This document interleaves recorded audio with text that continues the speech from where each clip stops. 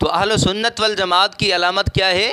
کسی بھی عمل کو کرنے سے پہلے اس کو پیش کریں گے قرآن کے اوپر، نمبر 2 محمد کے فرمان کے اوپر، نمبر 3 جماعت محمد کے اوپر، نمبر 4 اسلاف کے اوپر۔ اگر ثبوت ملا قرآن سے فبہا، اگر ثبوت ملا محمد کے فرمان سے سر آنکھوں پر، اگر ثبوت ملا جماعت محمد سے کر گزریں گے، اگر ثبوت ملا اسلاف سے تو بھی اس عمل پہ عمل کیا جائے گا۔ لیکن اگر اس کا ثبوت قرآن سے نہیں، محمد کے فرمان سے نہیں، صحابہ سے نہیں، اسلاف سے نہیں ملتا، اس عمل کی صورت عبادت جیسی کیوں نہ ہو، اس عمل کے کتنے بڑے فضائل بیان کیوں نہ کیے جائیں، اس عمل کو من گھڑت دلائل سے ثابت کرنے کی کتنی ہی کوشش کیوں نہ کی جائے، لیکن اہل سنت والجماعت اس عمل کو دیوار پہ مار دیں گے، اس عمل کو کرنے کے لیے تیار نہیں ہوں گے۔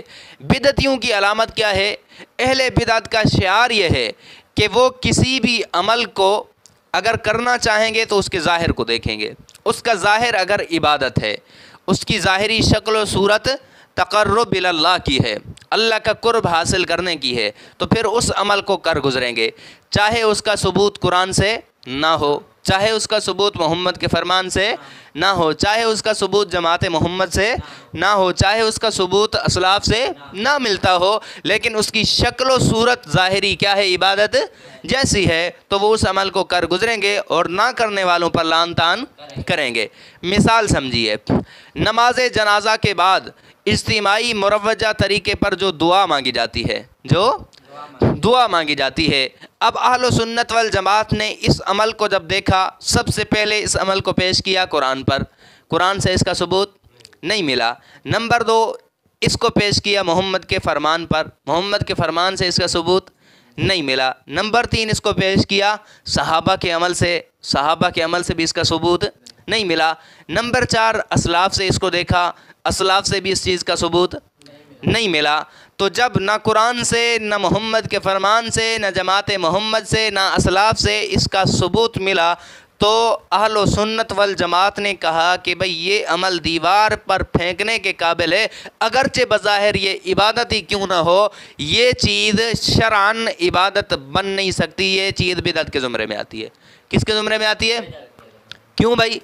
حضور کے زمانے میں بھی لوگ فوت ہوئے، حضور نے جنازہ پڑھائے، حضور نے جنازے پڑھائے ہیں، صحابہ کے دور میں بھی لوگ فوت ہوئے، صحابہ نے بھی جنازے پڑھائے ہیں، اسلاف کے زمانے میں بھی لوگ فوت ہوئے ہیں، اسلاف نے بھی جنازے پڑھائے ہیں۔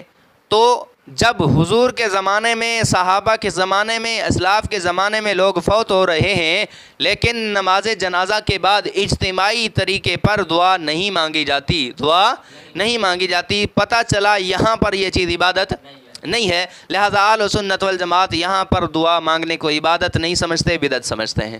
اب آئیے بدعتیوں کی طرف۔ بدعتیوں نے کیا کہا بھئی یہ چیز عبادت ہے، نماز جنازہ کے بعد دعا مانگنا عبادت ہے۔ کیوں عبادت ہے بھائی؟ اگرچہ قرآن سے نہیں، اگرچہ محمد کے فرمان سے نہیں، اگرچہ صحابہ سے نہیں، اگرچہ اسلاف سے نہیں، لیکن دعا ہے، اللہ سے مانگی جا رہی ہے۔ الدعاء مخ العبادہ، اللہ تعالیٰ فرماتے ہیں کہ ادعونی استجب لکم، دعا مانگو، دعا کیا کر دے گی؟ اللہ تعالیٰ تمہاری دعا کو قبول کریں گے۔ اور حدیث میں حضور نے فرمایا کہ دعا تقدیر کو بدل دیتی ہے، تقدیر کو بدل دیتی ہے، لہٰذا دعا عبادت ہے، اور مانگی بھی کس سے جا رہی ہے؟ اللہ تعالیٰ سے جا رہی ہے، عبادت بھی ہے، مانگی بھی اللہ سے جا رہی ہے، لہذا اس کے مانگنے میں کوئی قباحت کہتے ہیں نہیں ہے۔ سمجھ آ گئی؟ تو بدعتیوں نے کیا دیکھا؟ عمل کے ظاہر کو دیکھا، ظاہر اگر کیا بن رہا ہے؟ عبادت بن رہا ہے، تو اس کو عبادت سمجھ کے شریعت میں داخل کر دیا اور اس عمل کو کر گزرے، اور نہ کرنے والوں پر لعن طعن کی کر رہے ہیں، کرتے رہیں گے۔ تو سمجھ آ گئی بھی اہل سنت اور اہل بدعت کی پہچان؟ اہل سنت کسی بھی عمل کو کرنے سے پہلے اس کو قرآن پر پرکھیں گے، حدیث سے پرکھیں گے، اسی طرح محمد کی جماعت سے پرکھیں گے اور اسلاف سے پرکھیں گے۔ اگر ان سے ثبوت مل جاتا ہے تو اس عمل کو کر گزریں گے سر آنکھوں پہ، لیکن اگر ان سے ثبوت نہیں ملتا تو وہ عمل بدعت ہوگا، شریعت میں داخل نہیں ہوگا۔ اب بدعتیوں کی علامت کیا ہوئی؟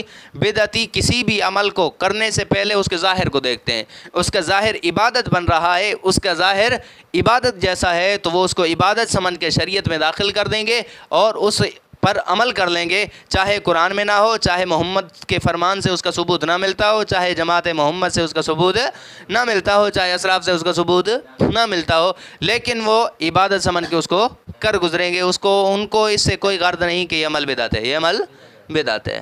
سمجھ آ گئی؟